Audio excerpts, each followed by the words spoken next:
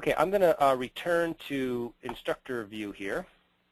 And the next feature for the test module is the ability to extend the due date for a test for an individual student.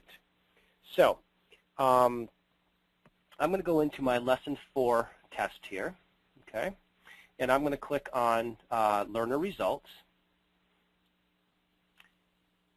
And you can see here that the date available, okay, the date that the test opened was July 8th at 9 a.m. Eastern, and the student had to complete the test by 3 o'clock that day. So they had a 6-hour window to take the test. Well, let's say you have, a couple students who just missed the test. They just, they didn't have any legitimate excuse. They just missed the test. But you had a student who had a legitimate excuse. He or she had a family emergency, something that came up where you as the instructor would give them the ability to take the test at a later time. Previously, you would have to change the due date for the test for the entire class. So those couple students who didn't really have a legitimate excuse could get in and take the test, during that extended time. What this feature does is it allows you now to change that due date for just a particular student. So I'm going to take Sonia Smith here, and I'm going to go click on Sonia's name, and now you notice there's a couple other fields to this test information window. There's the course date available and the course date due. That's the date the test is available and due for, the course, the rest of the class. Then it's student date available and student date due. You can see these are the same right now.